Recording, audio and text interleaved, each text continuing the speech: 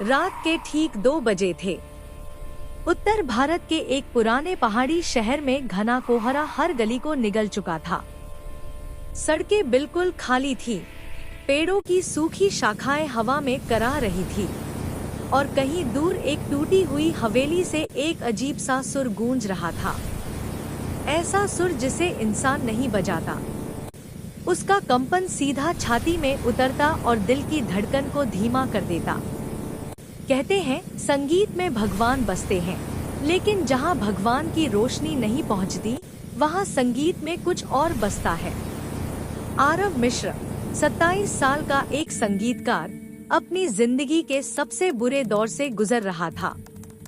उसका album flop हो चुका था, कॉन्ट्रैक्ट कैंसिल हो गए थे और पैसे लगभग खत्म थे। उसी रात उसके लैपटॉप पर एक अजीब सा मेल आया।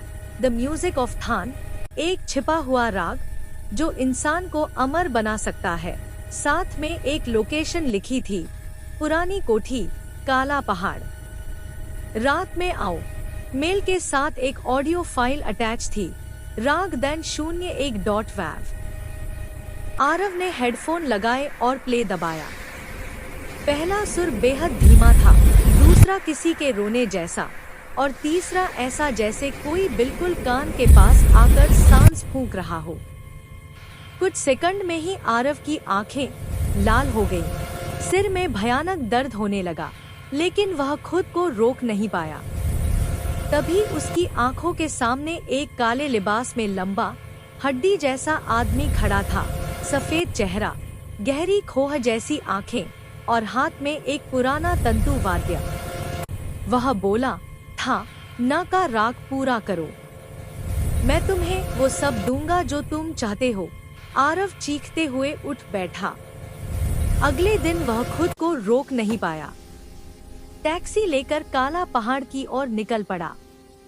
आधी सड़क पर ड्राइवर ने उतार दिया, साहब आगे नहीं जाएंगे।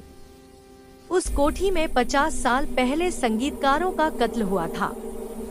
आज भी अंदर से सुर बजता है। घड़ी में शाम के 7:40 हो रहे थे। कोहरा गहराता जा रहा था। पेड़ ऐसे झूल रहे थे जैसे उसे रोक रहे हों, लेकिन आरव नहीं रुका। कोठी के अंदर सन्नाटा था। मकड़ी के जाले, टूटी दीवारें और बीच हॉल में एक पुराना म्यूजिक स्टैंड पड़ा था।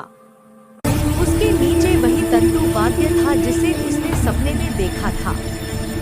जैसे ही आरव ने उसे छुआ, हवा भारी हो गई। छत से मिट्टी गिरने लगी और पीछे से आवाज आई, पहला सुर बजाओ। उसने मुड़कर देखा, लेकिन कोई नहीं था। आरव ने पहला सुर बजाया। दीवारों पर बनी पुरानी तस्वीरें हिलने लगी। उनके चेहरों से खून बहने लगा और उसके पीछे 7 परछाइयां उभर आईं। धीरे धीरे वे 7 जले हुए संगीतकार साफ दिखने लगे, जिनकी पूजा के दौरान यही जिंदा जलाकर हत्या कर दी गई थी।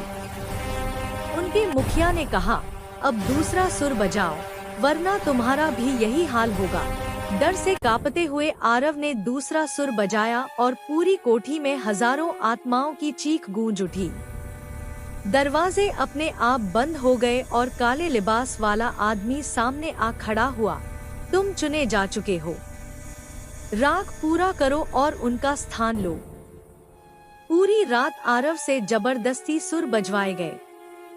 हर सुर के साथ एक नया श्राप खुलता गया। तीसरे सुर पर उसकी सुनने की शक्ति आधी चली गई। चौथे पर उंगलियों से खून बहने लगा।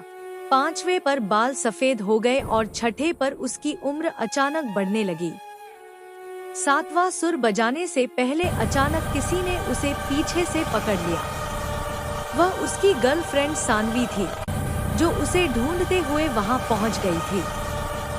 वह चीखी, आरव, ये कोठी आत्माएं खा जाती है, चलो यहाँ से। लेकिन आरव अब आधा इंसान और आधा राग बन चुका था। काले लिबास वाला आदमी बोला, अंतिम सुर के लिए एक बलि चाहिए। उसने सानवी की ओर इशारा किया। सानवी रोती हुई बोली, आरव, तुम्हें याद है, तुमने कहा था संगीत तुम्हारी आत्मा है। लेकिन मैं भी उसी आत्मा का हिस्सा हूँ। आरव के अंदर दो आवाजें लड़ रही थी, अमरता का लालच और प्यार का सच। अचानक आरव ने वाद्य उठाया और पूरी ताकत से जमीन पर तोड़ दिया। काला आदमी दहाड़ा, तू अधूरा रहेगा। सैकड़ों आत्माएं आरव पर टूट पड़ी। आखिरी पल में आरव ने सानवी को बाहर धक्का दिया, भाग जाओ। ये राग मुझसे शुरू हुआ था, मुझ पर ही खत्म होगा। दरवाजे अपने आप बंद हो गए और अंदर से एक अधूरा, डरावना सुर गूंजता रहा। अगले दिन पुलिस पहुंची। कोठी खाली थी, आरव नहीं मिला। दीवार पर खून से लिखा था, अधूरा राग हमेशा बजता रहेगा।